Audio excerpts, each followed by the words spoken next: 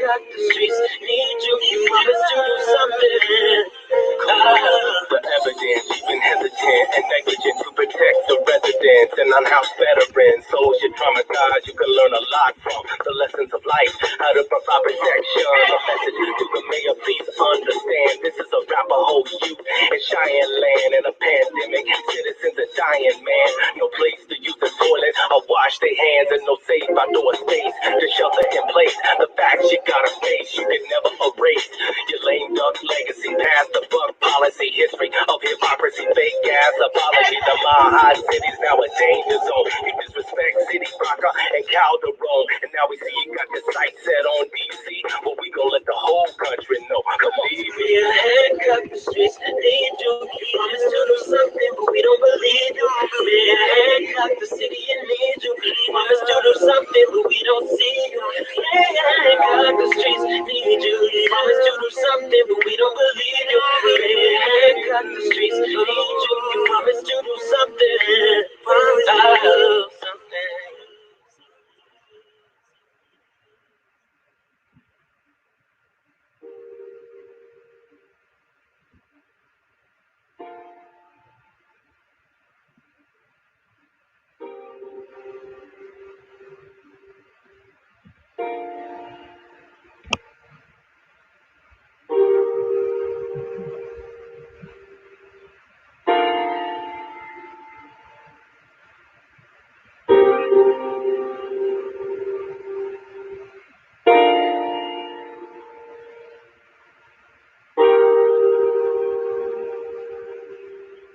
When you got to the District 9, Council District 9 offices, how many people were camping? There were 5 total. One was an older woman who my team members ended up helping drove her just to a hotel, but also went and filled her prescription, paid for her for her, and took her to the store, bought her food for a couple days. And did you know where she spent the night? It was at the Ramada house. And then they also connected her with the Salvation Army because she was on a list for housing. Okay, so they made sure that she stayed on that list. You disrespectful racist piece of fucking shit! You wouldn't do that to your fucking mother! I know. This woman! So, can you do me a favor? On whatever she needs lifted from over here, can you help her? We're not allowed to touch her. Okay.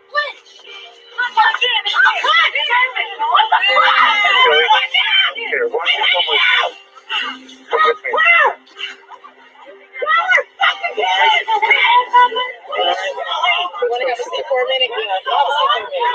Let's go sit back here. Here. You want an ambulance? We're going to have her sit on this thing back here. Now I can go to an ambulance. I got this stuff done. We will get your stuff done. Can the guys put you in the car? Yeah. Well, let me get my purse. What's that? I'll get your purse for you. Which, is it this one? Yeah. Okay.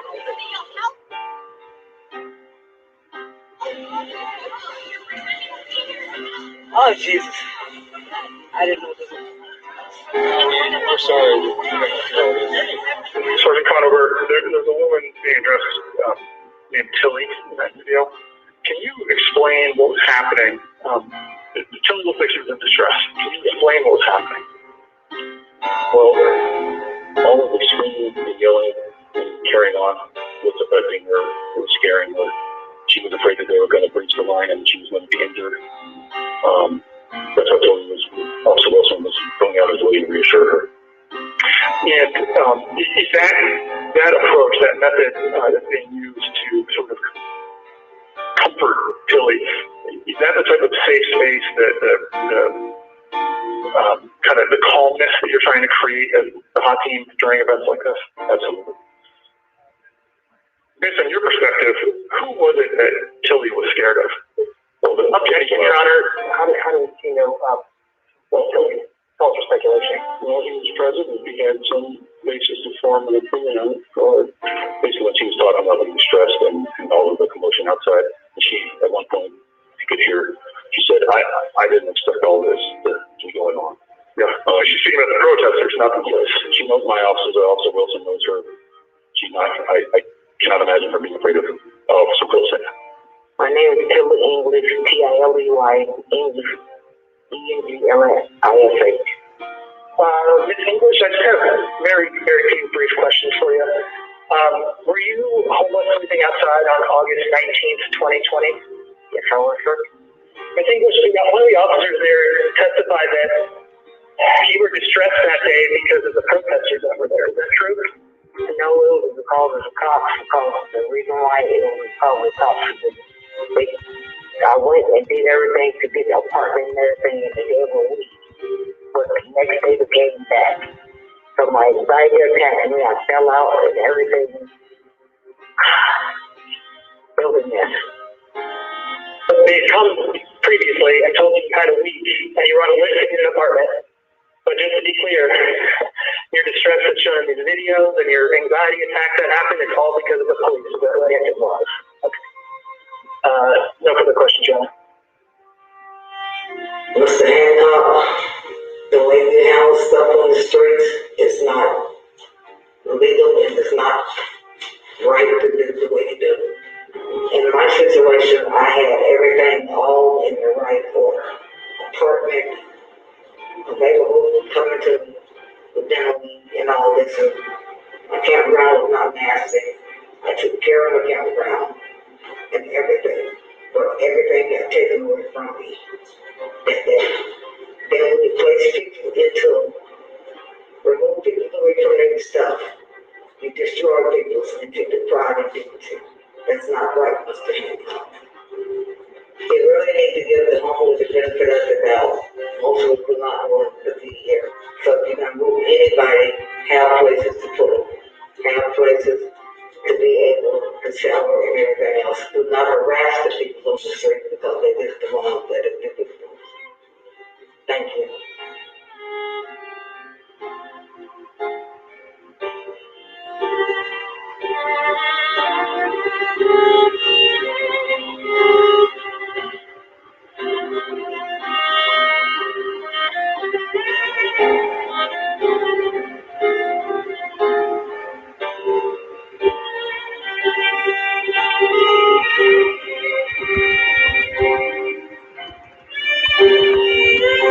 My prior experience was as a law enforcement officer in the Air Force. I've always felt an affinity, with law enforcement. I understand, both sides. I only had on my mind just to get breakfast. I had gone outside to smoke in the courtyard area, which is fenced off, and I saw people were serving food right outside, which is a normal happening out there. Food trucks would pull up and serve the homeless. A lot of people are, especially during Christmas time, coming and serving specifically at the shelter itself, across the shelter. And I've just been so fortunate to have gotten a bed there because it's one of the least or less restrictive shelters.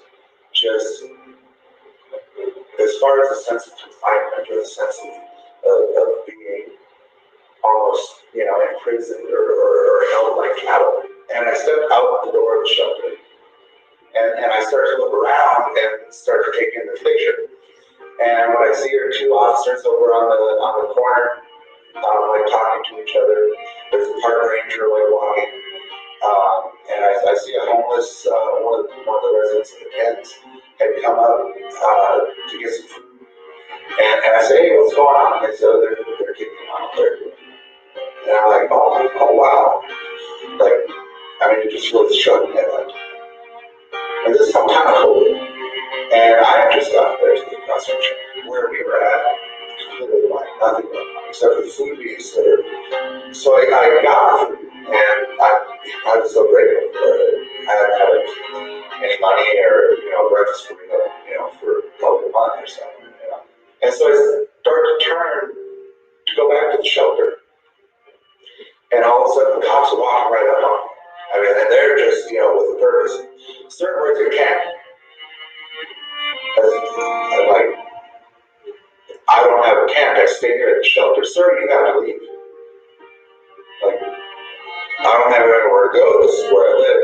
Sir, if you don't go, and he's walking into me at this point. Now, I have to back up to not make physical contact with the officer. It's kind of a tactic, you know, a thing that cops. You make contact with them, you know, things can escalate. Because now you've escalated because you ran into him, right? That I recognize it.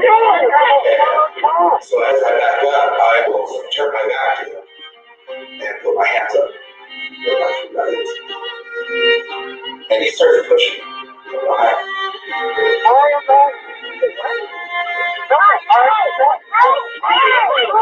And I'm asking him, I'm saying, wait a minute. He's not resisting! He says, I'm going to arrest you if you don't go. I said, so you're going to arrest me? I live here at a shelter. I'm just getting breakfast. Now my breakfast is $100. Now I was feeling him trying to put me down on the ground. And you can see in the videotape that was taken by the police, it took over a minute. Because I wasn't going to go down on the ground. He didn't tell me to go down on the ground. He was just trying to force me off the ground without even a direction or anything. If he told me, I was in a point and in a position of, I was submitted. I was in submission.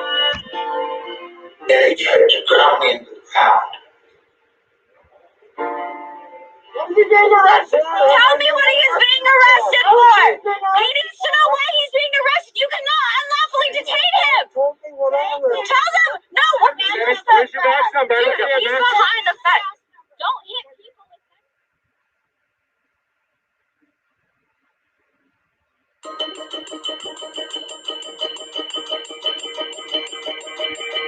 Mayor Hancock today directed Denver police to cease taking blankets or tents after video surfaced of Denver police taking blankets and other belongings during a recent homeless sweep. As the mayor's office says, it was never the goal to take away belongings. We have taken people's belongings. As the mayor's office says, it was never the goal to take away belongings. We have taken people's belongings. We have taken people's belongings. Just at a human standpoint, We have taken people's belongings. the idea of taking away blankets, We have taken people's belongings. the idea of taking away blankets, it's getting cold. It's getting cold. We have taken people's belongings. And the mayor's office says that We have taken people's belongings. the urban camping ban will continue to be enforced. Denver has just carried out what may be the largest homeless sweep in its history. Mass displacement by need to move force. Mass displacement by need to move force. Mass displacement by need to move force. By need to move force. The only purpose of all of this is to push those vulnerable to our citizens outside, out of line. By need to move force. America doesn't like poor people.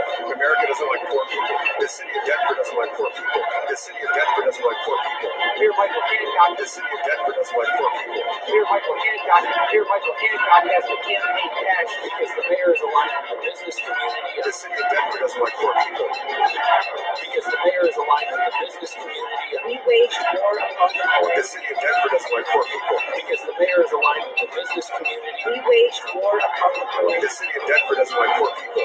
No poor people here. No poor people. Because the mayor is aligned with the business community. The city of Denver doesn't like poor people. No poor people. No poor people. We wage war upon the poor. Because the mayor is aligned with the business community. You functionally sentence the poor to a life of homelessness. Because the mayor is aligned with the business You community. functionally sentence the poor to a life of homelessness in the city with the so-called booming and growing economy. This is about a new standard as a city. We haven't figured out how to protect the safety and welfare of struggling people. Stop giving orders that start these sweeps. Stop giving orders that start these sweeps in the first place.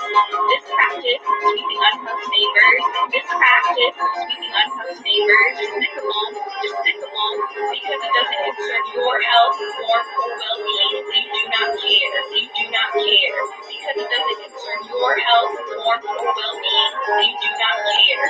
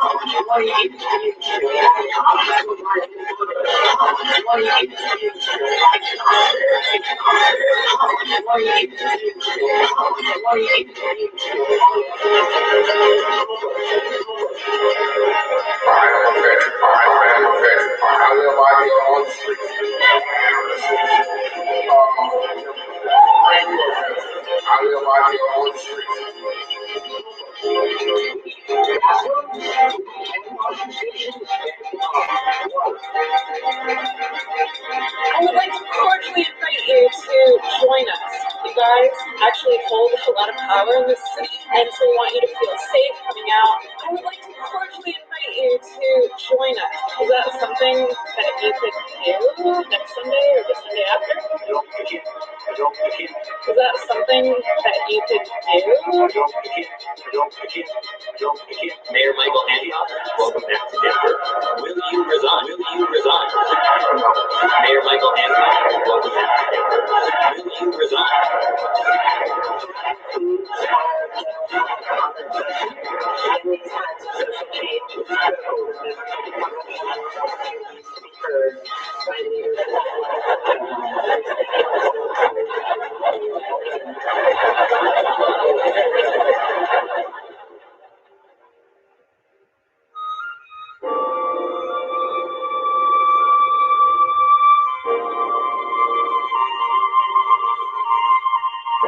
This is to Mayor Hancock. When I got here, there were the services that was offered to me was almost non-existent. I was in one of the worst positions I could remember. And there was no real help. I am discriminated against in so many ways.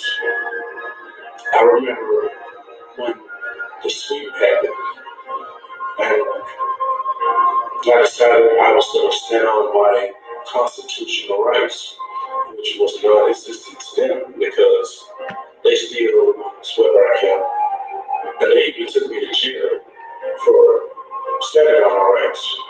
Excuse me if I'm not attacking your character or anything like that. I just see a man that only cares about things that will make him more money. Because for the most part, what it looks like to me is that the way you guys make money is by keeping other people that don't in that position. This particular unhoused community that I have been experiencing attacks people like myself to steal people's tents, their belongings, their rights. I see you guys steal all the time. Mayor, I'm just looking to see why am I different from you? Okay, is it because of my skin? Maybe didn't have as much education as you do. I didn't go through your system in the correct manner. I'm just looking to see why am I treated different. Maybe your terror is broke or something, when you may need a mechanic to fix your terror so that it'll actually function better. You know, or maybe my care is broke because I couldn't care less what this country or this city or this government is offering us, because apparently I am a part of us. So I'm just working to see where do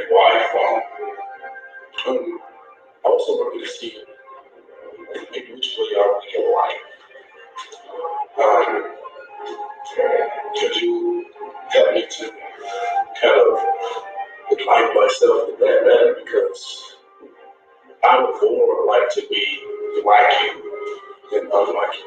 Because maybe you can start getting some of the benefits you have been getting from taking things from others or whatever it is. But I thought, together we stand and united we fall. Yeah, all I see is united we fall. The togetherness is almost non-existent. Now tell me if I'm wrong, Mr. Miller, because I'm only an unhoused neighbor, just like some of the other people around. Not like you, apparently, because we're so different.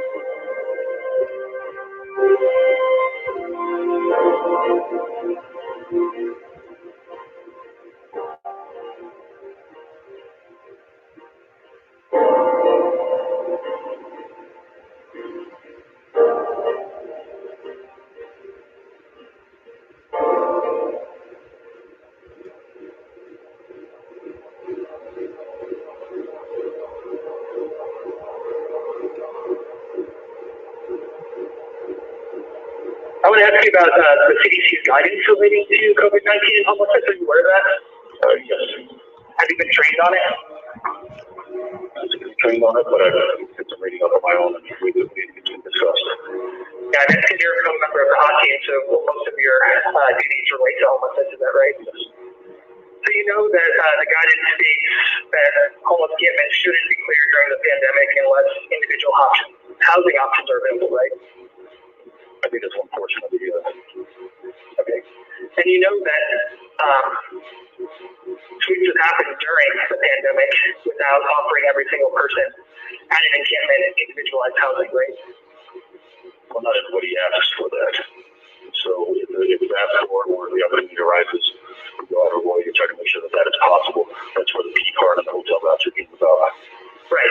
But at every suite that has happened since the pandemic started, every single person at that suite hasn't been offered an individualized housing option, correct? Yeah, that's all I'm saying. That's correct. Yeah. When these encampments were cleared, they technically violated the CDC guidance, right? Sure. There's any sort of situation that this would have to inadequate not applying to CDC guidelines. Right, I agree.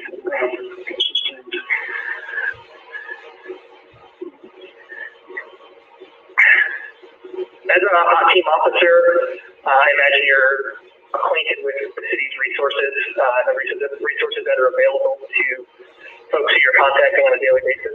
Yes. So you're aware of shelter capacity and things like that. Yes. You're aware of on any given night how many shelter beds would be available, is that right? I'm more trying to find that information. Yeah. Okay. And you know that during the pandemic, the shelter capacity in the city of Denver has significantly decreased, right? I don't have the numbers on that, but I'm getting you do. So okay. Yeah, I don't keep track of the numbers like that. We'll call and find out if there's room in the shelter space and all that. They did have to reduce the numbers in the shelter. Is that kind of what you're saying? Correct. Over the spaces, yes. Okay. To allow for social distancing, right? Yes.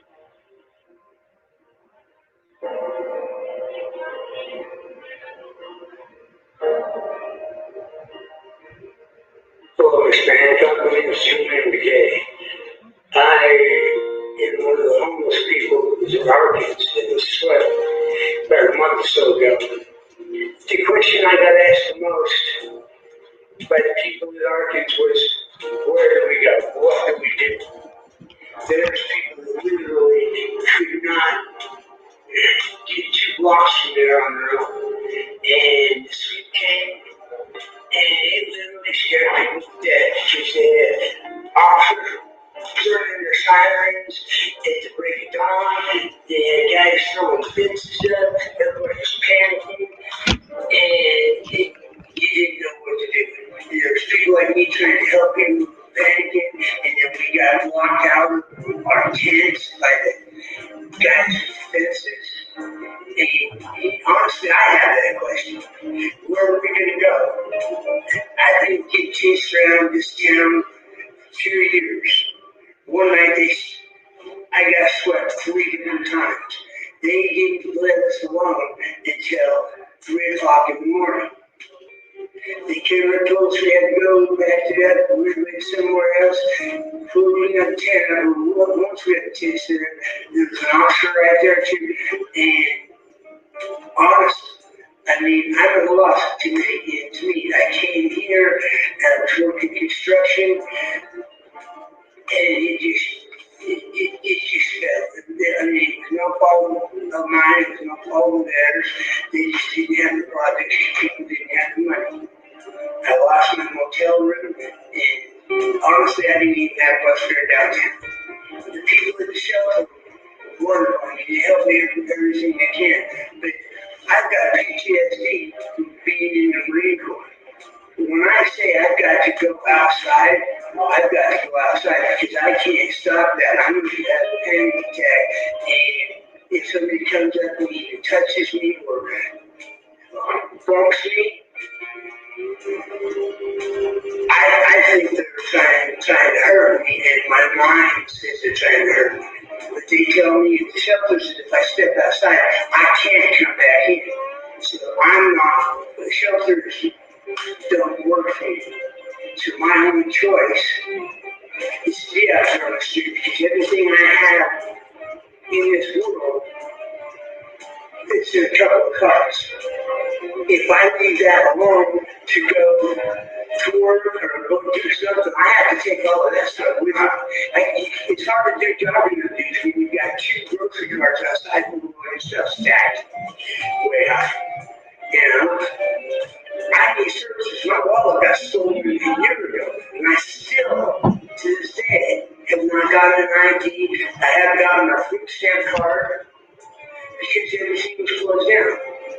And I'm not from here, so I didn't know where to go for the services in the first place. And there are people that travel around to the different camps and, with services, help you have a phone number. But I don't have a phone. So how am I going to call them? How am I going to do this? I mean, what are we supposed to do?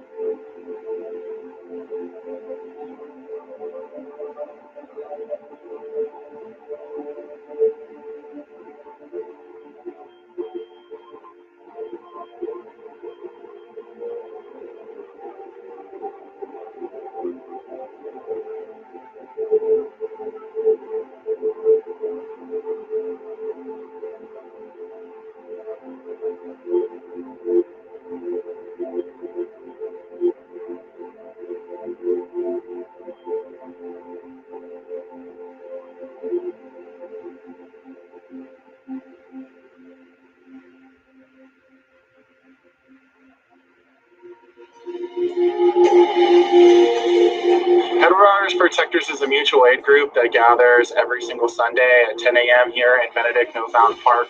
We start with training of individuals in harm reduction, emergency water systems. We have democratic discussions about how we want to use our collective power to influence the process, and also where do we want to go and where do we want to serve. After we've had the training, we go to an encampment, begin washing people's hands, we provide hot water, we provide drinking water, we have medics, we hand out other basic supplies that come to us, and most importantly, we protect the water by cleaning up trash. All right, what you see here is exactly why we need to have waste services provided to individuals. People do not stop making waste. It's naturally how we exist as human beings. And what you can see here is those that are living in this encampment on this block are making a pile here.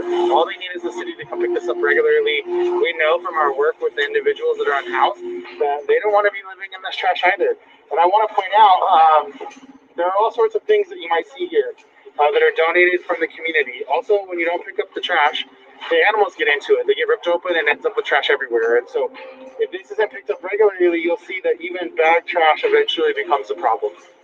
And I want to take you around the corner here to show you an example of the city spending a lot of money fencing people out, but not actually doing the work to clean up afterwards.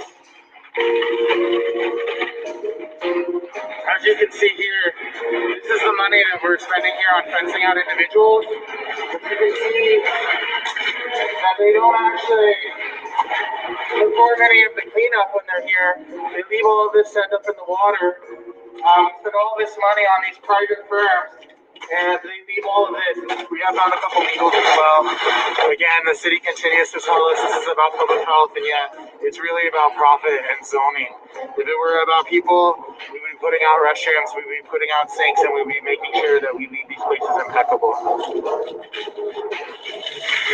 So this is what my team does. My team goes, and not only do we protect the people, but we show the people that the government continues to fail them and that this isn't really about public health. As you know, Mayor Hancock, I was on the Denver Parks Board, and I believe the Denver Parks, Department of Transportation, and the Department of Public Health and Environment have the tools now to solve these problems. The community has brought forward solutions. I invite you to work with us. Beyond finding solutions temporarily for individuals to access water and sanitation, which we all need, we've also offered solutions for growing and scaling safe outdoor sites. You know, I've come from working on large festivals that have had great coordination with the city. We brought forward partners who come with expertise in managing the largest camping festivals, the largest indoor festivals. And so we have offered these solutions to you, to the Denver Regional Council of Governments, and I ask that you get behind us in pushing for safer situations for everyone. When we all protect the water, we all win. When we all clean up the litter, we all win. And so I really hope, Mayor Hancock, that you can see that I put in the work to do some of the largest cleanups in this town, that I put in the work to organize the people, and that my peers and the people that voted for me and continue to support my work want you to do this. Thank you. 1, 2, 3.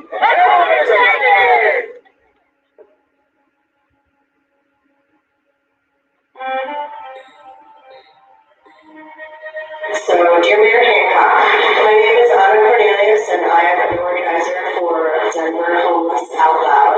I am very disappointed that a Black man would be advocating for the commodification of humans, very much like slavery. It continues through the way that you have decided to manage our unhoused community members, most of which are Black, Indigenous, and people of color. I'd like to explain why I believe that the speech and that policy is reminiscent of slavery is because this is the commodification of human beings for profit.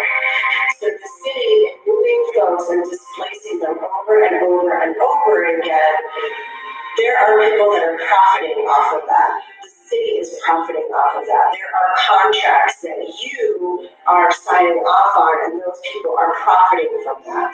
developers are profiting from that. And so when you profit off the movement of people, the displacement of people, the trauma of human beings, that is slavery. And you may not be beating them with a stick or with a whip, but you are still imposing huge trauma loads on human beings who have no ability to change that situation for themselves. They have no ability to advocate for themselves. They have no ability to pull themselves up out of that situation. It is your responsibility to take care of all residents, not just the ones that are lining your pockets. It is traumatizing, not just to our unhoused community. It's traumatizing for advocates, it's traumatizing for service providers, it's traumatizing to city employees, and it's also traumatizing to many police officers who did not sign up to be displacing marginalized people. They signed up to go fight crime. This is not a crime. Existence is not a crime. Your ancestors existed. Your ancestors cared. But you are denying the very thing that you needed to survive to other human beings. Since the pandemic, there are no public restrooms. There are very few businesses that are open or that allow folks to come in to use the restroom. Libraries are closed. All of our services are closed.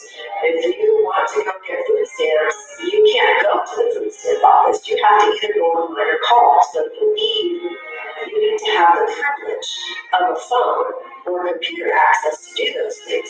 We're seeing folks who were barely surviving before the pandemic now have no options during the pandemic. For folks who don't have access to the internet, it is just a hurdle that cannot be overcome. And so we have folks who get disability checks, but they don't have an ID, so they can't withdraw the money out of their accounts.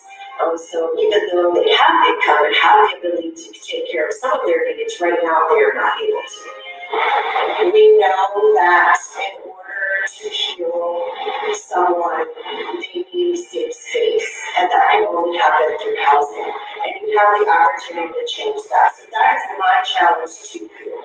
What do you want your legacy to be?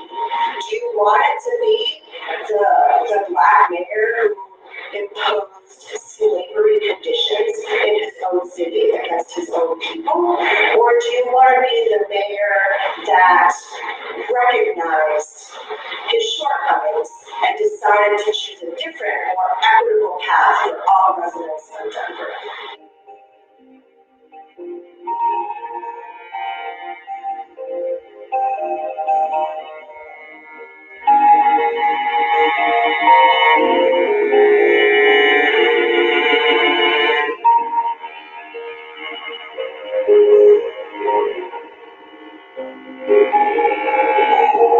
Hello, my name is Jesse LaShawn Harris. I'm a member of Denver Homeless Out Loud and several other community organizations. I'm a community activist, and I was unhoused for almost a decade. But I was always taught when I was coming up never to forget where I came from. Our unhoused neighbors are part of our community. We cannot sweep them out of sight and out of minds.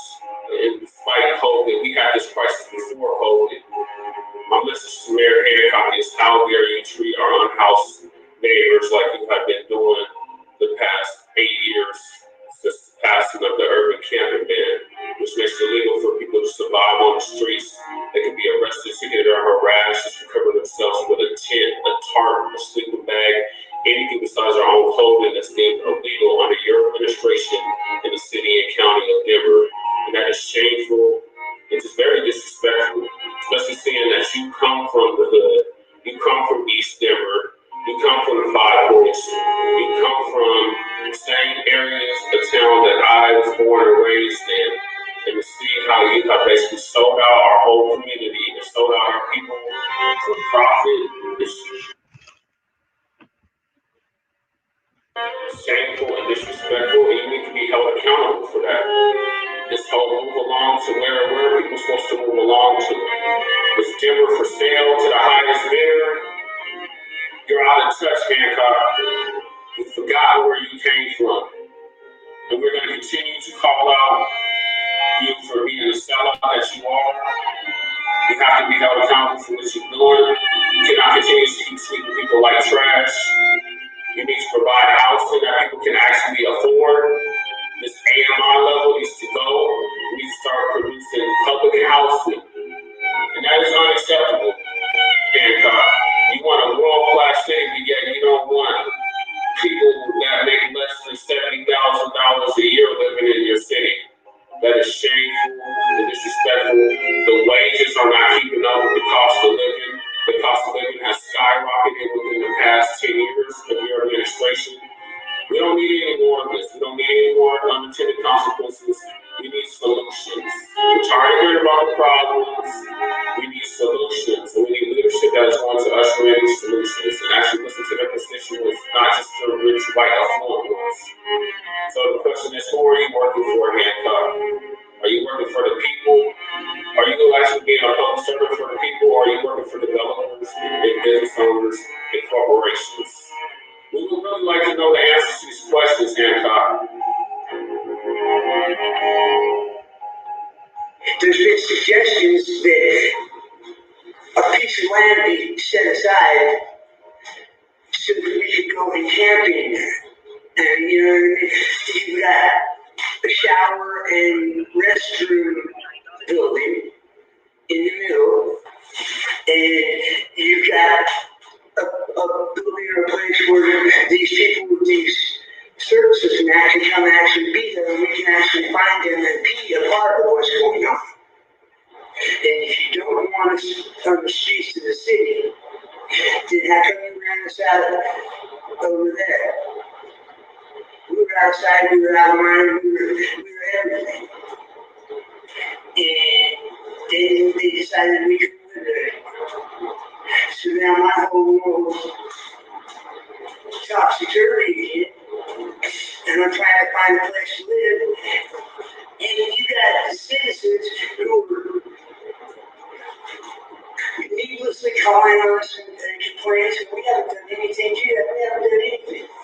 We actually picked up all of the trash in the area where we're camping right now before we set up our campers. Today, the little kids come by and throw snowballs and rocks at us, and come by and sprinkle vanities at us, and so the people. I mean, there's got to be a way that this community can get together and work together.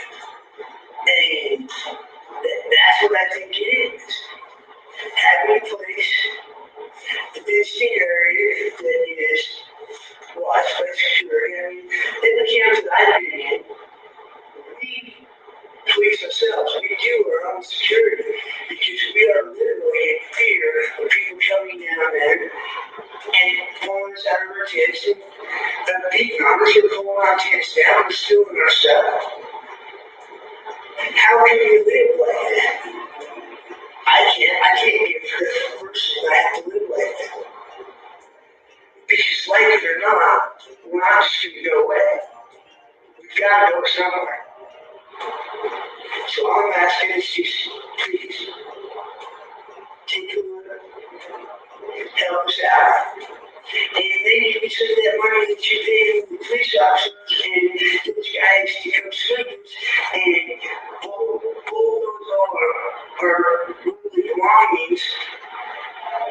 Maybe you take some of that money and you put it towards this, a program like this.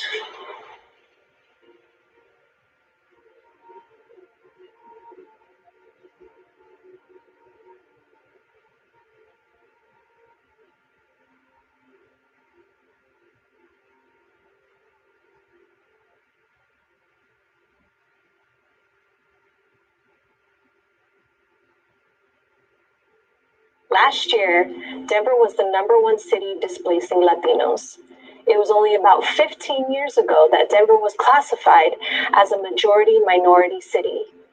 Look to the data to find out where Latinos lived and where we are now. Whether we're absent or struggling to hang on, the proof is in the data.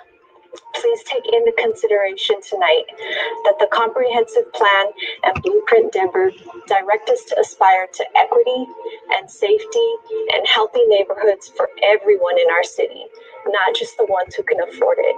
While those plans allow for interpretation of equity, community benefits, health, and safety, you tonight have actual residents in front of you who have done the heavy legwork of explaining to you their lived experience and defining for you equity, safety, and welfare from their perspective. We have collectively protected the single-family zoning character of whiter, wealthier neighborhoods in other parts of this city. We have taken into consideration their fears, their desires, their self-determination and demands for protection, and their interpretation of our city's goals on their terms. Tonight, you are rezoning on the border of a historically Black 5 Points and historically immigrant GES, both working class and poor redline neighborhoods that we abused and neglected for generations until we decided that the urban core was desirable and profitable. We cannot place the entire burden of growth on a single district. We cannot ignore the natives on this riverbank. We cannot continue the notorious legacy of forcible removal of a peoples from their land. The tools of removal have changed, but the outcomes have not. You have the tools in your hand right now. The 5 criteria in front of you tonight are tools that only ask you to stretch your perspective to see the perspectives of the people who we should be building this community for.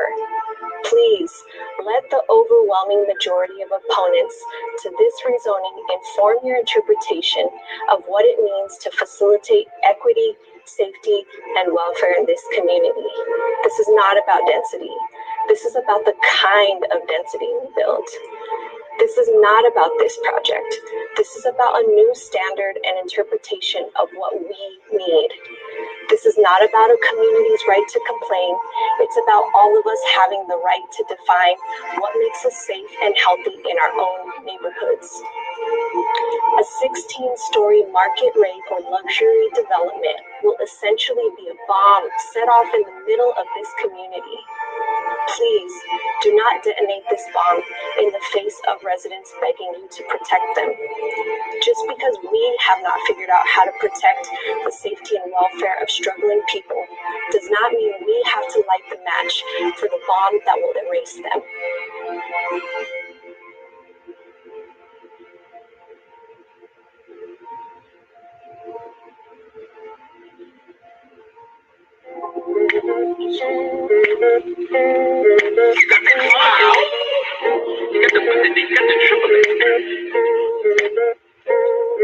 Starving, stomach touching, no lunching, broke, no hope, pocket lit clutching, can't sleep, can't function, cop pushing me in the street, bum rushing, pull something out of the trash can and eat it, pretend to imagine it, my mom just made it, breath smelling like boat smoke with no soap, sprinkling soap, holes that my toenails poke, in my sock, from walking the block with no shoes, if I die, I won't even make it on the news, bump chill, giving the spill and narration, Hancock on your watch, legislation. Talk about my tax dollars, put it in context. Buy land, build a complex, it's not that complex. I'm not impressed cause we're selling the text. Folks claiming that they're blessed, but you look in the mess. I'm in raw, keep a watchful eye in my eye. What you do when the dark comes out on the block? Kids with no place to go, they just roaming. Pushed out for gentrification and zoning. Homing on the issue, get it fixed. So we can praise you on the next one. Remix. It's Colorado's the best place to live, change it. Homeless can't even get warm meals or blankets. Got the streets, need you. Promise to do something, but we don't believe you. Got the city and need you. Promise to do something, but we don't see you. Got the streets, need you. Promise to do something, but we don't believe you. Got the streets, need you. Promise to do something. Picture the vision. Even you care how they living in your right amount. High Hancock, they unforgiving. Forbidden people who treated unequal. Never in the sequels, this world is pure evil. There's a war going on outside. Racial fear, lack of humanity, damage us from the rear. We got money for wars, but Bank accounts galore, hiding billions offshore. Too many rich people making millions. Poverty's profits are deceptive. Now tell us who's a villain. You'd rather see them in coffin. We seen it too often. Mental madness, you a savage from your talking like a toy all wound up. Homeless caps round up, mobile from the ground up. A kid to come around us. What would you do if this was you? Would you take it for granted the way you do?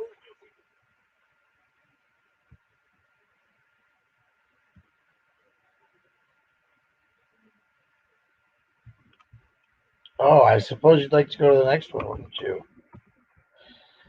Let's do that, why don't we? Because I can keep the stream going.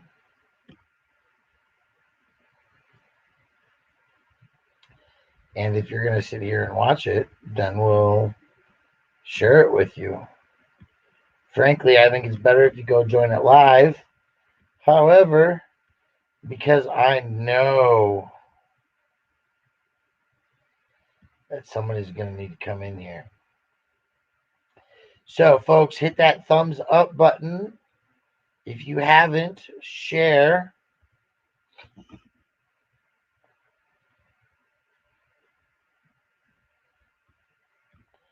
Put it out on Twitter or Facebook.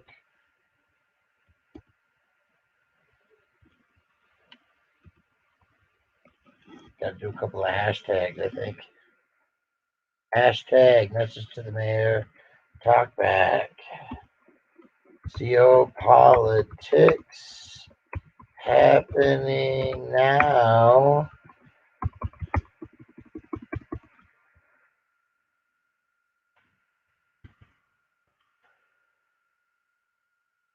We're going to invite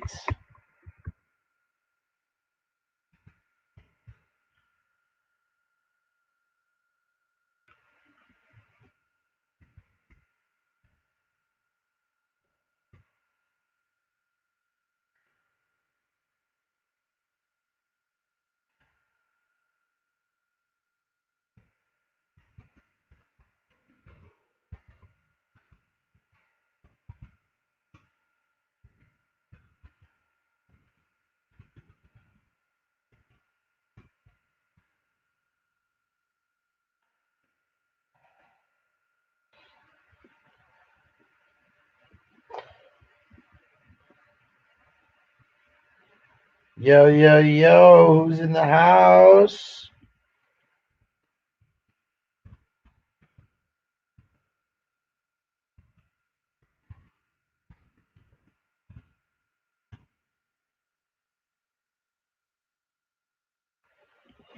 Four minutes, we'll be back. Mayor Hancock. I said he needs you to do something. We don't believe you.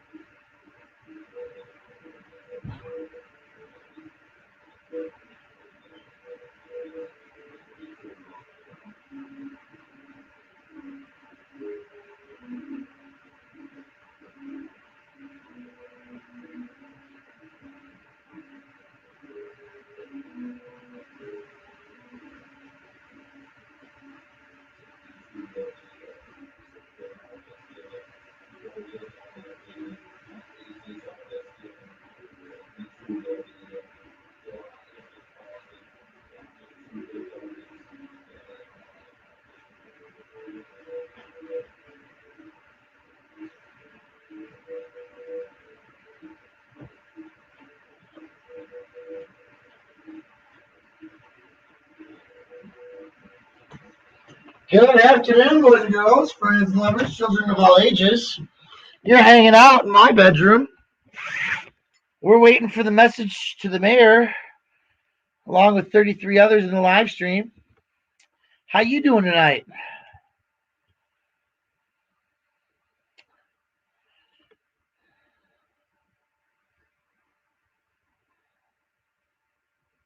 Ha, Sean Shepard, that is funny and amazing. I am handling the Colorado winter like a pro indoors. Of course, I come from Wisconsin. So Lake Geneva, Wisconsin used to have boat races. And that means they would have like ice boats, semis out on the ice, 28 feet thick. So yeah, I could totally get that. We are waiting for Allies to Abolitionists, the Project of Emancipation Theater. And we are absolutely waiting for them to come up.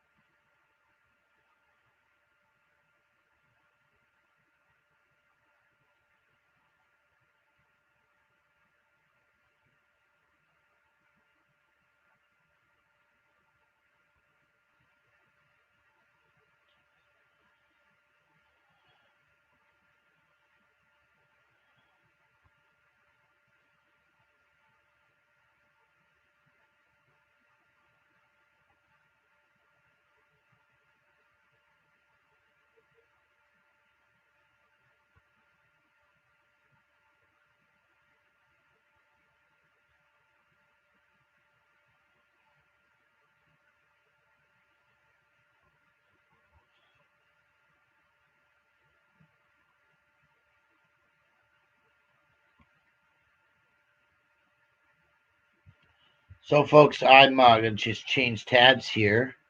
It seems as if we are waiting for Emancipation Theater to join us. There's Brother Jeff. Okay, we are live. Shannon Hoffman. All right, everybody. You just had an opportunity to view an incredible documentary. It's, it looks like something is being birthed in what I call the Mile High Income City. And I think that this work actually shows the disparity, an incredible disparity between the haves and the have-nots. And what's interesting in this city is that the ones that have are getting closer to having not. And I believe they're going to become more sensitive to those who are struggling to make it, as we see a lot of individuals are struggling to make it right now. We've had a chance to just watch this incredible documentary, and what I'd like to do is just go around and start with John and give everybody just a couple minutes or a moment to introduce yourself, how you relate to this project and this work. And then also your particular message to the mayor. What is it that you specifically could say to the mayor in a very succinct way? And then we'll unpack a lot of what was said in the documentary itself. So, John, let's start with you. Sure. Well, my role in this documentary was actually quite small, but for the Message to the Mayor campaign was also a large research effort that was put forward by the research team of From Allies to Abolitionists. And we did a press conference this morning where we presented the findings of our report, showing kind of a deep dive into 7 of the sweeps that happened last year. And we found, long story short, we found that the cost for those 7 sweeps, which displaced hundreds of people and didn't solve really any of the problems inherent to being unhoused, cost about $150,000. And that's a very soft estimate, and that's like the big highlight total number, but the report itself is probably about 40 or 50 pages long, explaining how these how the city has approached this issue and where their response has been severely lacking. And my role kind of within the Message to the Mayor campaign and with From Allies to Abolitionists is as a bridge between on the ground reporting and then the behind the scenes research and information about these sweeps themselves. So I do a lot of kind of in-person auditing and photography at the sweeps, and then I take that sort of experience and background at those events, and I bring them to the research team, and together I sort of bring together those two elements that can help to tell the story, which is the whole purpose of Emancipation Theater and From Allies to Abolitionists is to shed light on an issue like this. You know, John, before I, get to that, what is your message directly to the mayor? I want to ask a question and then dovetail that into Councilwoman Candy C. DeBaca. It seems as though there's been a lot of difficulty in getting the cost of these suites and where those resources are going. You mentioned $150K. Where do you get that number? And then as we go into Councilwoman Candy C. DeBaca's introduction and answer, Candy, would you talk a little bit about why it's so difficult to see where those dollars are being spent, or if you're comfortable with the transparency? So, John? Sure. Again, not to get too into the weeds on this, but we looked into 7 different sweeps. A few that were quite small, a few that were quite large, and across a range of seasons and intensity and costs. And by looking at those 7 and performing a lot of CORA requests, Colorado Open Records Access requests, to the city, we were able to get a small amount of invoices and a small amount of email correspondences. The city, as it turned out, was very opaque and very elusive with its willingness to release documents. And in the case of our requests, I think we put in the number off the top of my head, maybe 62 requests, and the total that the city quoted for us for those requests was over $8,000. And these are open public records. And yet it would have cost us $8,000 to get a full story of 7 events, 7 city operations. And just to get a full transparency of that would have cost citizens just doing our best to shed light and truth, $8,000. And that was a shocking part of our findings.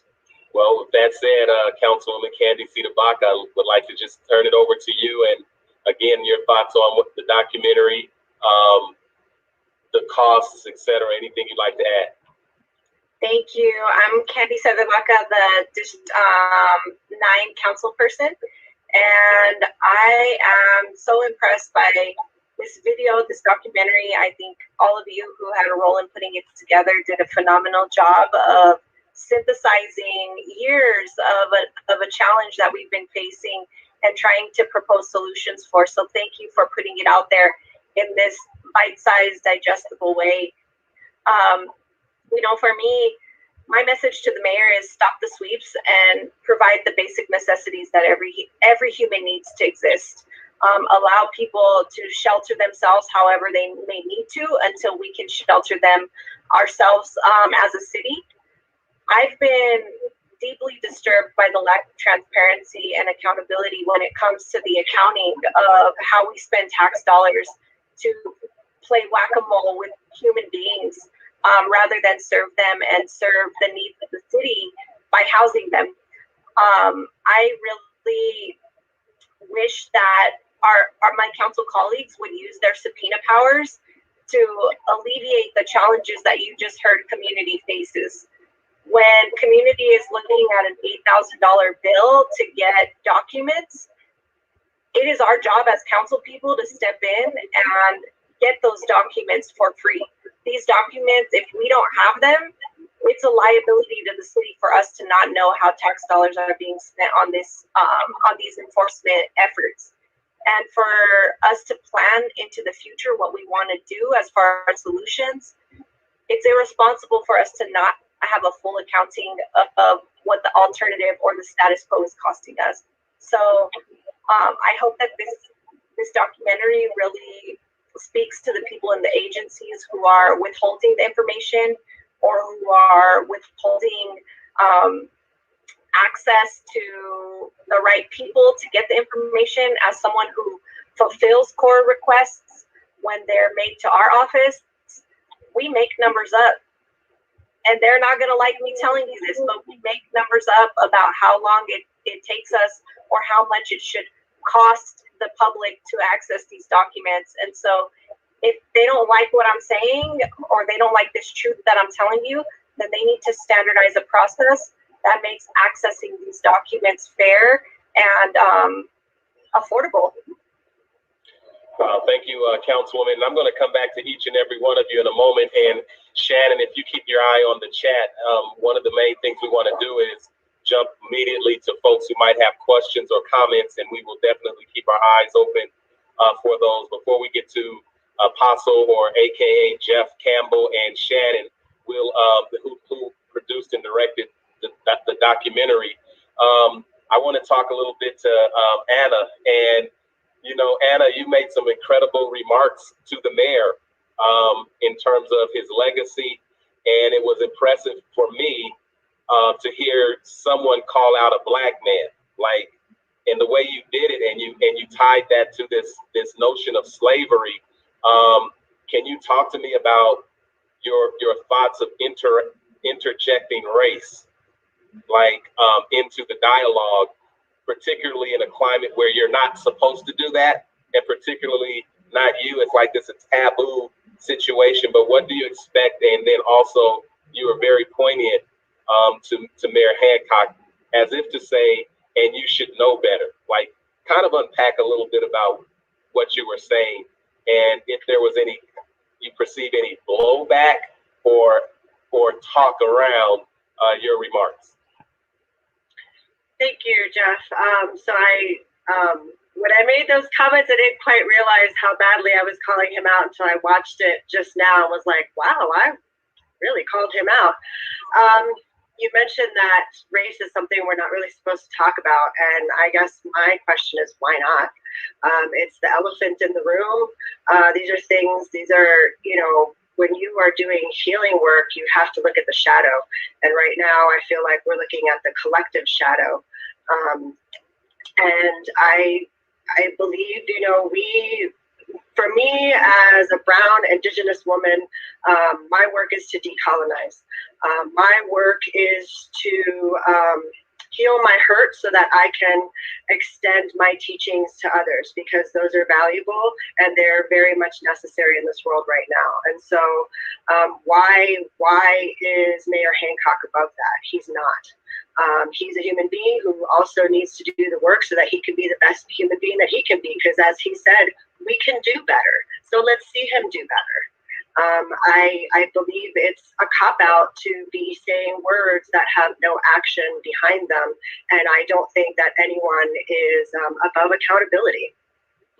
Anna, you mentioned that just now. Of course, all of us just really saw the documentary, and you were kind of shocked at how you were calling out the mayor. I thought, I don't know if that was, I mean, I don't know. Maybe I'm just like, it made total sense to me. Like, everything you were saying, like the relationship between the commodification of people, whether you're purchasing them or you're using them to generate revenue, there's the same effect. And I thought that was a fair assessment. And then I also often hear everyone on this panel and everybody who kind of uses their voice as a means to, one, exercise their right in democracy, and then two, calling out family members when they are going off course. I mean, that's probably a radical act of love in my perspective. But one of the things that really stood out to me, Ian, was your work. And it was kind of, when I was watching it, it was kind of heartbreaking to just look at what you do. You know, it was, I think my impact was just really seeing your humanity and the folks who are working with you as a collective to say, and we'll pick up the trash to protect the water and to show that, you know what, nobody wants to live amongst filth, and all the city has to do is pick up the trash. That made so much sense to me as a solution. Why is it so hard for, say, Mayor Hancock to see that as a solution?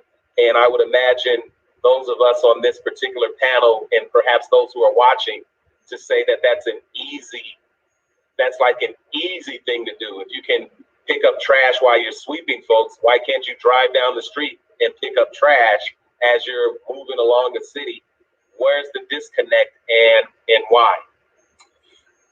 I'll get to that in just a second, but I would also add that we're also washing the hands of the people in our community. at a time when water is not accessible because many locations and places are closed. Individuals sometimes haven't washed their hands in 3 or 4 days, and we're living in a pandemic. It's inexcusable that we can't put up porta potties, which are literally sitting in fields empty because the festival industry isn't operating. You know, we have presented solutions, complex solutions, all the way from cleaning up this trash, the water wagon trucks, to stealing safe outdoor sites. And we've tried every avenue we could to bring people together. We're branching out into Aurora. We went to the Denver Regional Council of Governments. I'm not so sure why it's so hard, but what I have learned is the nonprofit sector, the government failed us in this pandemic in so many ways. And I have been working, and many of us have been working on these issues for so long, we couldn't wait any longer. And if you can see what my team has done, and our community has done, training people, being intersectional for less than $1,000, and having to bully our way to get everything picked up, you would say this $150,000 should go a long way. You know, Jeff and also Shannon, you produced this documentary. Are you pleased with the outcome? And what stands out most in terms of, you know, the creation of this particular work? Oh, I'm so proud and honored to be a part of this project. And the first time I watched it, I just sat in my house and watched it and just cried at the end. And I guess, you know, what stands out to me, and when the night I heard the speech, it is Candy's speech, to be honest, because I was like, this is it. And like, this is the nitty gritty of policy, right?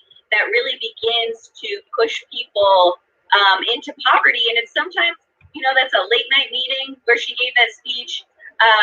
That's like really intricate things that I even still have more to learn about, right? But how do these zoning policies begin to really push people into really challenging life situations? And what I'm really proud of in all of our work with From Allies to Abolitionists and Emancipation Theater is like, how can we use the power of art and community building to help people understand these policies and to make it really comfortable and welcoming and you know, even fun for people to engage in these dialogues. So that's one of the parts that really, you know, sticks out to me. Also got to be at a lot of the filming of these scenes, and like and on all of the folks here are just people that I admire as friends and community. So yeah, just a beautiful experience overall. Apostle. Peace, Brother Jeff, and thank you so much for moderating this dialogue. You know, we believe that storytelling amplifies it. And when it amplifies us, it turns the volume down on the so-called not us. It hits the mute button on that us against them, and it just pulls the plug right out on that called other. We just know the power of storytelling, and we're not afraid to use it. And I feel that this production is not, you know, about just one particular story or one particular person, or even, it's about compassion. It's about the one thing that is missing out of this equation of how we handle this situation of people experiencing homelessness. It's not about they might have a struggle or a challenge with substances. There's plenty of people in houses with those challenges. It's not about people with some sort of mental disability. There's plenty of people in houses with those things. It's about us understanding that we are one mind, one body, one soul, and one people. And until we begin to understand that, we will be less than human ourselves. Our humanity is tied to their humanity. Our emancipation is tied to their emancipation. Well, you know, Councilwoman Candy Cedarbach, I want to ask, because David Hagan says that they were going to have a Cora, just for one Cora was going to cost them $4,224. $4,224. Now, we do know that that's the Colorado Open Records kind of act, and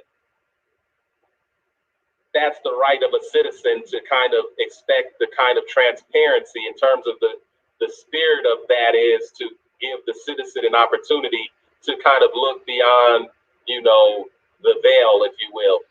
But when you attach a price tag with it, is this just another response, Councilwoman, to say, but this is how we're going to show you that, yeah, you could do it, but if you feel like raising $4,224,000, or as John mentioned, $8,000, my question is this. Is this information that a council person could request and receive as a governing body and get the response without a price tag? Because as a governing body, these are records that should come directly to you anyway? Yes, there's two parts to this. One, any council person should be able to request these documents and get them for free. There's no reason why a person in the legislative branch of government shouldn't have free and unfettered access to public documents. But if there was a case like there is right now, where you have a council member, a dissenting council member, like myself, who faces a lot of barriers from agencies, you could also expect that the council as a body would use their subpoena powers to obtain these records. And that is not happening. We requested all of the same documents that everyone here requested for more than a year and a half and could not get those documents. I don't know how many of the documents Allies to Abolitionists paid for, but as I said previously, there is no standardization of what it should cost. There's no magical person in the background who has access to every single document that pulls the document when there's a core request. It's up to the agency and the person that you're coring to dump all the files into a folder and make up a price based on how many hours they say they worked on that core request. And that is the price that's conveyed to the public. And that in 2021 shouldn't be a thing. Like, you can, when I put it into a file folder, that file folder can be made available electronically for free to the public. No charge, no printing, no nothing. Well, you know, it's very interesting because even if there was a government worker or a city worker that used time to do these things, we're paying them to do those things. Exactly. Like, isn't that like double dipping? Now you're moving into a private sector model from the public sector and saying, well, your time to get what is supposed to be mine in the public sector is going to cost time, so I need to charge you $18K. John, what's going on with this? We call it a shell game, but I'd also like for you to touch on, you know, there's an independent body called the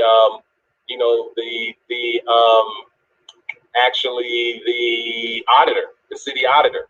And can you give us an update on what the auditor said that he can and can't do as it relates to your request as a researcher, as a citizen, as someone who would like an independent look at some of these different things? I understand that the city auditor said, we'll give you this, but I can't do that. I personally, I can't speak exactly what the city auditor said. I think that request may have come through someone else from Allied Abolitionists, and I wouldn't want to misspeak. But I know that there are a number of limitations in terms of doing a full audit, including the fact that it will take an entire calendar year before we get those results. I think that is the most objectionable thing, because that could give the city a large amount of time to continue this sort of behavior, another 30 or 40 sweeps in 2021, before we actually get the city auditor to complete his work and give us the full report. So though I can't speak to the nuance of what is allowed and what is not, perhaps Shannon could, or maybe Anna. I think the objectionable thing is the length of time that it would take before we actually get answers. Shannon? Yeah. So the city auditor, I think every year, mid-year, July-ish, decides for the next year what they will do, what they will be auditing for the full year. So the auditor had already decided to look at shelters and medical services for folks who are unhoused, but also agreed to take our questions into account for this audit about shelters. So, the hope is, and I saw today that the city auditor did say that next year they will put into their, list for things to audit, looking at the sweeps.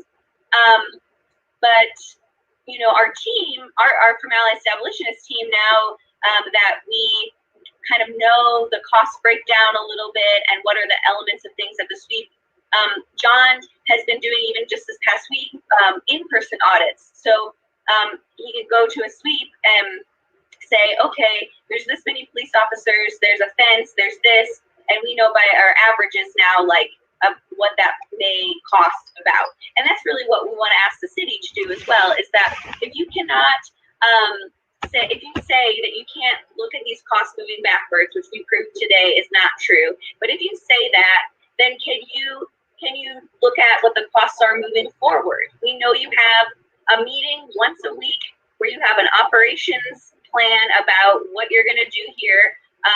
So you know the departments, you know where you're spending the money. Put that in a document and make it transparent to us is what we're asking. Ian, I saw your hand. I just want to take a second and acknowledge that it is an independent elected office. You have to have the courage and the assertiveness to wield those powers. We saw Dennis Gallagher wield those powers for a very long time and come to the aid of nearly the same people in the same communities around I-70. So the ability for them to turn around and do what they want on a will, they have that ability. We're in the midst of a cycle. We're in normal cycles, and I get normal budget cycles, but COVID has disrupted any possible cycle. And we need people to get imaginative. We need people to be assertive, and I need them to have the courage. I continue to say to Mayor Hancock and Tim O'Brien and Governor Polis, they are lacking in courage to solve this problem. These are not new solutions. People have needed housing since the beginning of goddamn time. Wow. Anna, just real quick, I want to ask you your thoughts about, you talked about shadows. So with that, I want to talk about archetypes. Does it matter if it's a Hancock or if it's a particular person in a position of power, or will this game continue to unfold and those entities will find someone to always play the role of the executor of something that has something to do probably even larger than themselves? Anna, I think my bigger question is, what is this all about? What's really behind this? What's in shadow, and how can we bring light to it?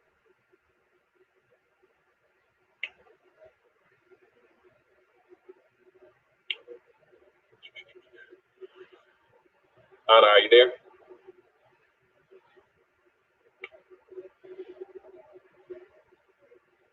I don't think she's muted. I think it's kind of just freezing. It might be kind of internet connection or internet related. But with that being said, while we figure that out, anybody, what is this really all about? Because I don't think it's a problem. It's a problem depending on what side of the equation you're looking at. If If you're making money because you're getting contracts, then it's an opportunity. If you're getting your stuff taken, it's a problem. And so isn't it which direction you're looking at? Because it's not a problem, obviously, to some individuals, and that's what's heartbreaking to me. Is this a problem? I think you have to. Oh, go ahead. Oh, I was just gonna say, I think you're trafficking in human misery. We see this connected to the fossil fuel industry. There are a lot of industries that are trafficking in people's misery right now, and those that are electively signing up to do this works for sure. Wow, Councilwoman. I just think you have to look back at the origin of this policy. When we think about who was the primary force in getting our legislators and our executive branch to adopt this, it is a lobbying group that represents downtown business interests. The Downtown Denver Partnership essentially wrote the camping ban that is the reason DPD and the city are able to continue to traffic this misery. They have one goal, and that is to increase the bottom line of their members. They want to generate profit at any cost, and the cost just so happens to fall on poor people and the taxpayers with the way that they're executing these sweeps. Wow, Anna, you made it back, and I'm glad that you're back. We were talking about shadows, archetypes, and putting light on situations. I believe that what Allies to Abolitionists are doing, and also Emancipation Theater, this is a way of bringing light in a way that people can really kind of can really understand what can we do to shift those who might not have that kind of heart and understand the pain that's taking place when you listen to someone like Wolf, when you listen to Jesse Paris, when you listen to the individuals that were one. The argument in court was someone was afraid of the people who actually said, I was afraid of the police. Like, they're framing these stories, and I think Anna's icon is there again. But Apostle, just think about those interviews in that court case, and you all kind of put that in there, and it totally was trying to be spun in one way, and then it ended up as like, no, I'm afraid of the police.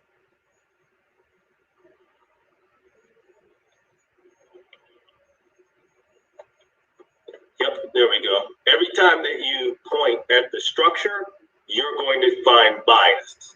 The structure was actually built on an uneven foundation. And when you build a house on an uneven foundation, you can pretend like there's nothing wrong, but eventually it starts with the floor begins to crack, and then eventually the walls begin to crack, and then the windows won't open and the doors won't close, and you can lay carpet down, or you can put wallpaper or decorations up and pretend like there's nothing wrong with the house, but that doesn't fix the house.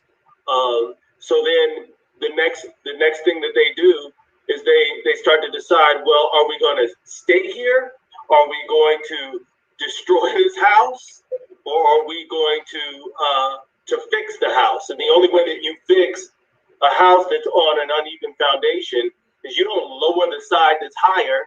You have to raise, or in order to repair it, you have to raise the side that is lower. And once you raise the side that is lower, then you can fix the floor. Then you can fix the walls. Then the doors are not, the windows are no longer askew, and they can open, and the doors can close. And that is really what we're dealing with. We're dealing with denial that this house is built on an uneven foundation, and they use lies to cover it up. Murder, rape, and theft is not exceptional. No more of this American exceptionalism. No more of this manifest destiny. The house is built on an uneven foundation.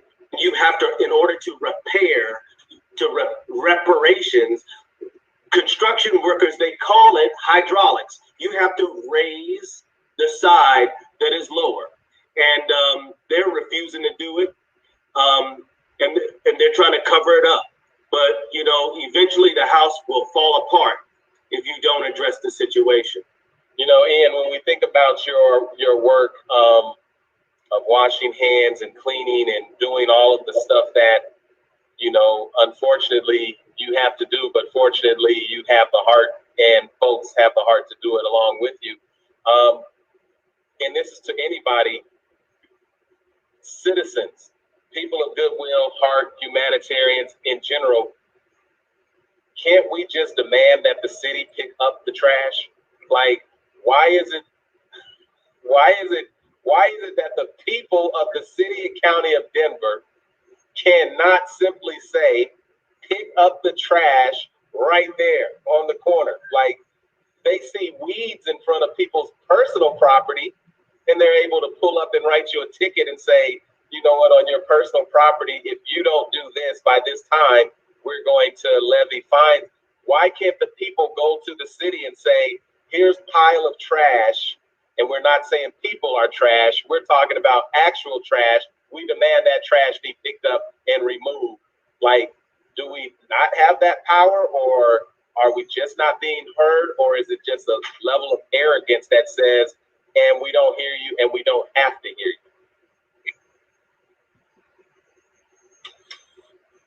Honestly, that's exactly what the sweeps are when you think about it. There's often a neighbor calling and complaining that the trash, the campers need to be removed, and the city will respond to that request. But anybody here has probably reported illegal dumping in their alley, or maybe not. Maybe that's a Swansea thing. But we report illegal dumping all of the time. And depending on the neighborhood you're in, they will respond or they won't. Like, we report illegal dumping every single day for weeks at a time before they actually come out and do anything in Swansea. But I know in other parts of my district where there are higher income individuals, if something gets reported, they're there in a minute. Ian? We've severely lacked in infrastructure for a very long time. And we continuously miss every mark and every plan that we ever had. Because when you have vision without funding, it's just a mirage. And they continue to say, look over here, where they destroy over here. And we've been offering the solutions. I ran on trash. We are lacking infrastructure and we are growing. And our society in some ways is like a being. And it produces waste, and we have control over some of it and not control over some of it. And that's why there's efforts afoot at the state level to deal with trash and for producer responsibility. It is an issue that is damaging our water. Styrofoam and plastics we are drinking, credit cards a week from what is ending up in our water. And we have a moral responsibility to protect the water. And when we center the water, the other solutions magically solve themselves in a lot of ways, because that is the way of life. Preach, buddy, preach. Sorry, Ian. Please, no, jump in. Also in terms of like citizen engagement, right, or like policy around this, one of the things I see is that there are several council people that will say, specifically, like the work of Headwaters Protectors is so great. Yes, we need that work. But then when Councilwoman Sita Baca proposes, okay, can we get trash service to encampments? Can we, no one votes for it.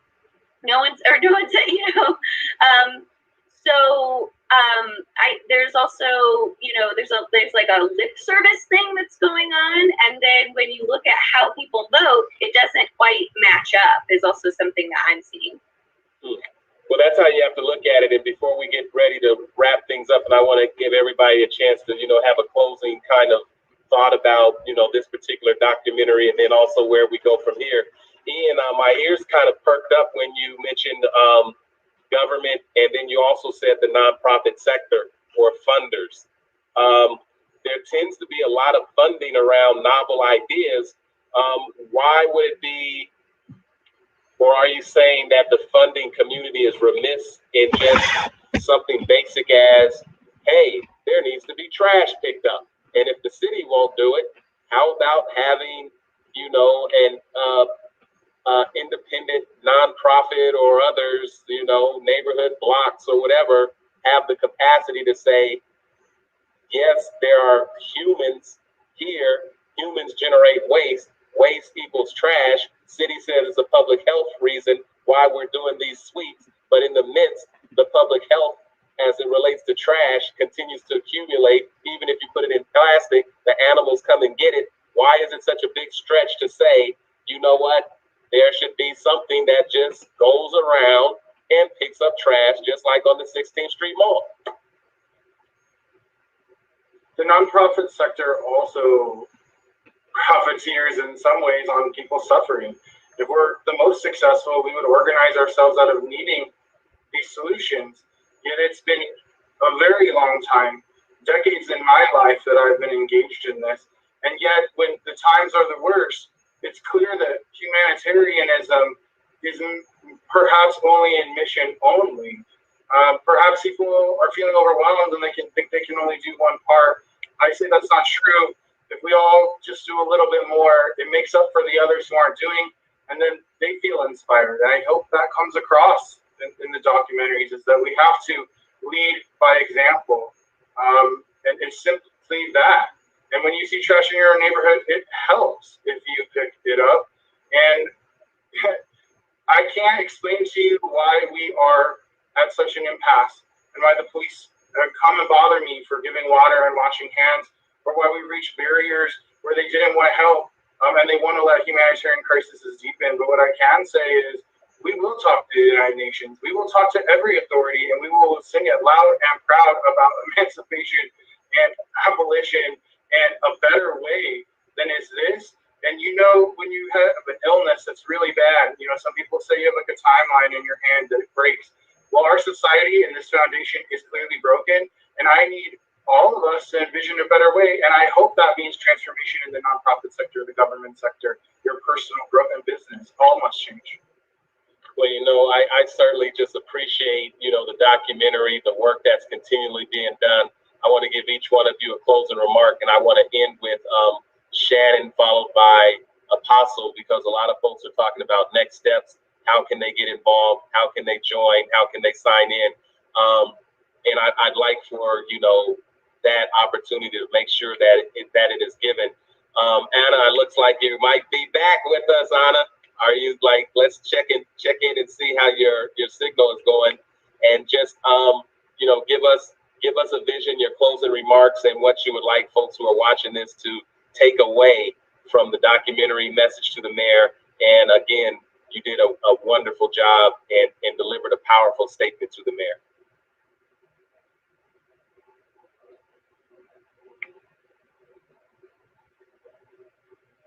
So I guess what I want to say is that all is not lost. Although we feel very disappointed that the mayor continues to entrench himself in bad policy rather than pursuing a course correction, just the fact that this team is together, that production was made. There are a lot of folks that whose eyes are wide open to what is happening.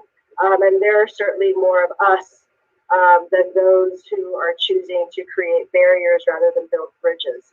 So everybody has something to give. You know, if you like to cook food, cook food. If you like to pick up trash, pick up trash. Whatever you have to give, there is a place for you in this movement of equity. And to not be disheartened. There is great work that is happening on the ground. And we are moving closer to one another through this collective bridge building, and we will get there. We will get there together. All right, thank you so much. I want to go to you, John. You know, the power of research, and I like what all of you are doing. You have like this incredible group of individuals, tests, and like the way this has come together has been just profound, because usually what systems will tell community is that we don't know what we're really talking about. You're not seeing what you're really seeing. And even if you are seeing what you're seeing. You can't put it in a language that translates into systems. And now you have a group of activists that are even researchers and using their that prowess to dig and speak exactly the language and ask the questions that they don't want to have asked and are not even supposed to be known to ask. So, John, thank you so much. And I want to give you the final word, your final words also. Yeah, well, I think you summed it up very nicely. The beauty of this coalition and the beauty of any successful coalition is the combination of skills. And to have worked in this group, this research team, and also the media team, and to see everyone be able to bring their own prowess and their own skill set, their own passion, and their own unique gift, we've been able to do something really incredible in a very short amount of time. And it's been an honor to work with the research team, all of whom put in countless hours to putting together the report, again, which is now public, and the press conference. And we're actually ongoing work. We're going to continue. We're not stopping this campaign by any means. We're only learning more. We're learning how to operate in city government better. We're learning how to get the information we need effectively and efficiently, and we're building those bridges, like Anna said, to individuals that can help us and continue providing us with perhaps free core requests or different skill sets. And this movement is growing and it's not slowing. And earlier you asked about my message to the mayor, and I never actually gave it to you. My message to the mayor is very clear, because it's the same thing that got me involved in this entire movement with the Unhoused in Denver. Come do a sweep, come do a cleanup, come do a traumatic displacement, and I dare you to not be moved and hurt and curious and outraged. It comes down to a question of empathy and compassion and humanity. So if anyone is unclear about this issue or thinks that there's good people on both sides, and yes, perhaps there are in some ways, but generally, if you come down and see a sweep, you will very quickly discover your humanity and realize that this is wrong and that this needs to stop. And so that's my message to the mayor. Come down. I will walk you around the outside of a sweep, and we can chat about why this is garbage and why, if this is your chosen legacy, then you are making a grave mistake. Wow. Thank you so much, John. Tess makes a great point in the chat. Well, actually, it's David who says, and he mentions by name, Denver Rescue Mission donated $200K to oppose Proposition 300. And there were a lot of folks in the nonprofit sector that receive a lot of funding to address exactly what we're talking about. And they really were behind the "we can do better" messaging. I don't know if anybody is saying that we're doing better. My opinion is we're not doing better. Councilwoman Candy Cedavaca, I want to say thank you, because so much is on your shoulders, but you're on the shoulders of your ancestors. So we know that you're in good hands, and I'm just so happy to see that you have a lot of support, not just folks who have voted and said, "Okay, Candy, get out there and go battle this on your own," but you got friends, allies, and supporters that are actually showing up and in partnership with you. Candy, are we doing better? And then also, what's your message to the mayor, perhaps, and in your final remarks? I think that we're doing better. I wouldn't necessarily say that our administration is doing better, but I'm inspired by what is happening in front of us right now. The fact that this documentary was produced, the fact that we have, in fact, changed the way that council is responding, or that the mayor is responding to us, is progress. And it's all achieved one step at a time. Like Anna said, there's a lane for everybody in this movement, and we have to confront this reality that we keep us safe. We're not going to be able to rely on government systems to keep us safe. We have to rely on ourselves. And like you said, Brother Jeff, abusers will gaslight us forever. And that is what we continue to experience, is gaslighting. And I want to remind everybody, everybody who supports me, who sees what I do and appreciates it and values it. I was literally in your seat 4 years ago, 5 years ago. We my race was catalyzed by fighting for justice like this for the communities that were being bulldozed by I-70. And we were able to organize for 4 years to build up to taking a single seat. And that to me is a testament to what is possible now that more people are paying attention. If we took one seat, we can take more seats. And we need at least 6 more seats or a new mayor. And we've got now until 2023 to continue doing what we're doing, to continue educating ourselves and each other and taking control of our own government. It relies, the dysfunction relies on us not paying attention. And so the fact that we're paying attention is huge. And to me, that means that we have the potential to take it into our own hands and shape the city that we want if we really want it. And so my message to the mayor is, you know, act now if you want to preserve your legacy, if you care about your legacy. But if you don't, that's not going to stop us. We're going to continue to do what we're doing so that we never get another mayor like you ever again. Wow, with that being said, I want to talk to Ian. Did we get your final words? Did we get a chance? I want to, you know, really hear what you have to say because, you know, you're washing hands, you're washing feet, you're cleaning up waste, you're holding needles in your hand. You do like I'm gonna put it in words that might offend some folks, but you're doing God's work. You know, you're doing what I believe, you know, what the 21st century church, mosque, temple, synagogue, whatever, people of faith, you're actually doing that type of work. Not to say anybody else is not doing it. I'm just talking about what you are doing. And that's how I interpret whenever I see somebody who says, you know what, I want to wash your hands. I want to wash your feet. I want to clean up this garbage. I want to check in and just see how you're doing. I want to take your message back to power. I want to gather folks who want to do this. Like, you're the stuff, my man, that scriptures are either generated by or inspired people to do. So with that being said, Ian, I just want to, you know, hear your final thoughts, your final words, your final remarks. Well, I really appreciate that. I'm sorry I'm chewing up a little bit. What you said was very nice. I know that my grandmother was very religious, is very proud. I know that the ancestors and the elders that I work with on a regular basis talk to me about the importance of water and how to elevate it and to treat people in the natural world around me. And I try to listen. I try to get better. And I want to say that we should have hope because we have laid our prayers here. Anna and our team with Headwaters, we sang a water song and we delivered it to Benedictine Fountain Park. And we envisioned what it would like to have the headwaters where the water flows free to everyone. And I have firm belief in the intention that we have laid because intention is energy. We are power. And their hate and their anger and their darkness is not power. We are power. And I need everyone to envision being the light, like the light that shines on the water.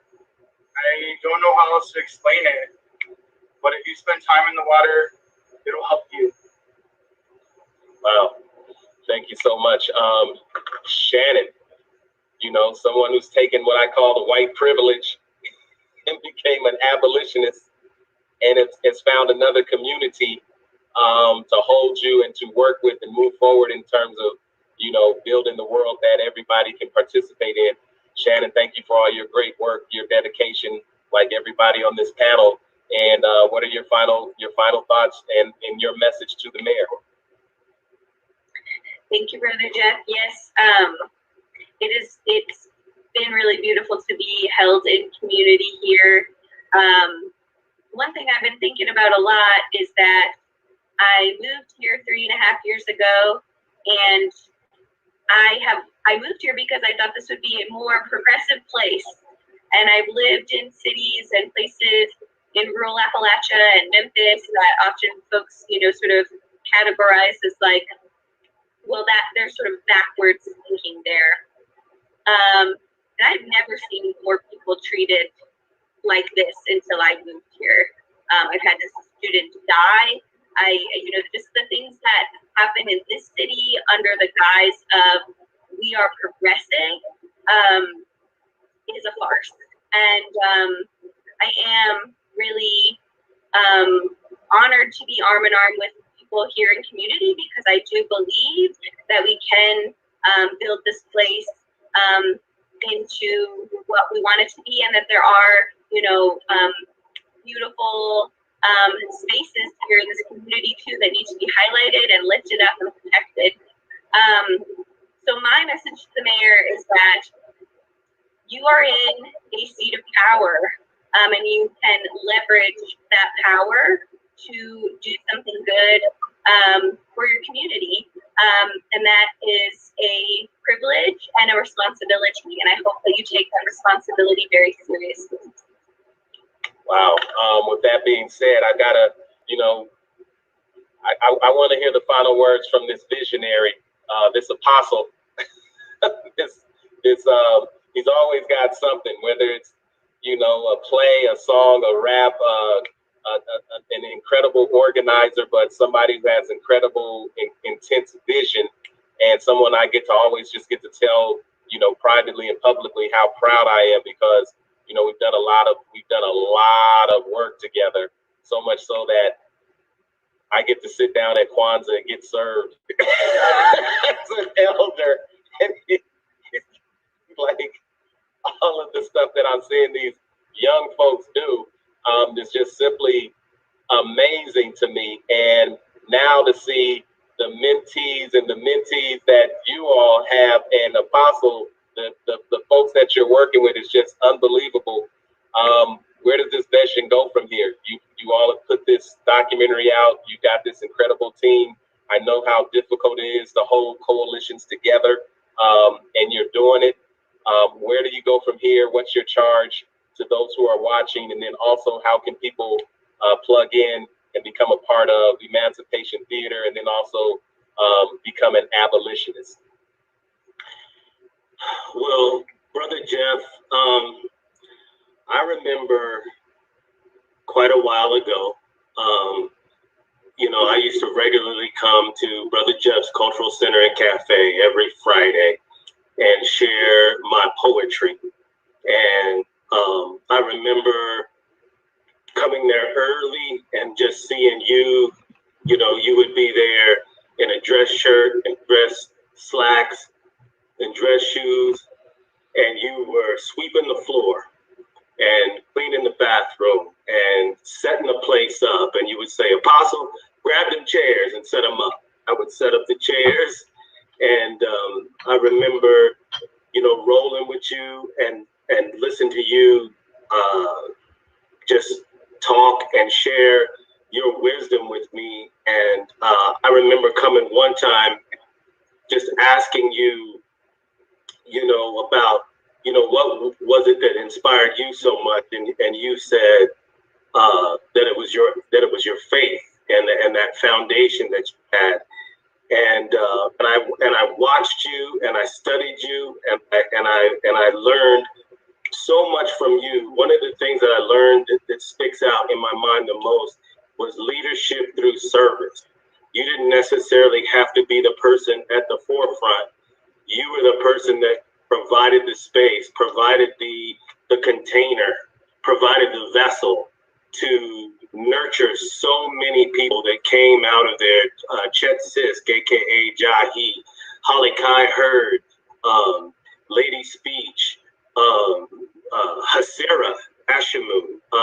So many people were there following your lead and just watching you, just really stand up and be stand up person with integrity and wisdom and vision, speaking of visionaries. And so I learned so much just from being in your midst. And so I just appreciate the opportunity to continue to work in tandem with you, because there's nothing like having your respect. There's absolutely nothing like it to have respect economic inequality, education reform, health inequity, or criminal justice reform, the power of storytelling will live through Emancipation Theater. And, you know, we are guided by the example and inspiration of Harriet Tubman, the mother of emancipation, the mother of abolition. And so it is her that is leading Emancipation Theater. It is her that is leading From Allies to Abolitionists. People can go to the Facebook group From Allies to Abolitionists and join the group and get involved. People can go to the website, emancipationtheater.com, and plug in and become a member and get involved. You know, let us know what your skills are. You know, let us know what you bring to the table. Let us know what inspires you. Shannon, as the project manager, she is the chair of the research team, the media and arts team, and the debate team. And she is a powerful leader, and it's amazing to watch her grow and develop and live into her own vision of herself. And so it's just a powerful thing to be and I'm just happy that this is coming. And my message to the mayor is simple: provide safe outdoor space in these suites now, and provide bathrooms, sanitation stations, and trash service for people experiencing homelessness in our city, and do it now. Wow. Well, there you all have it. A powerful documentary, a powerful panel. I want to thank each and every one of you. We are in good hands. And as Councilwoman Candy C. Tabaka said, we are doing better. Now, and we know who the we is. It's those who are in the chat, those who are taking time to think about these particular things, and those who are working together. And the system is never going to let us know how close we are to victory. As a matter of fact, we may have already won. Just got to walk through that door. And I'll never forget seeing Candy C. Tabaka in the Cultural Center when we did 1,656 dinners in 2 hours. And I saw, you know, they don't understand the power that's assembled in this group. You know, Candy's not a politician. She's a social worker.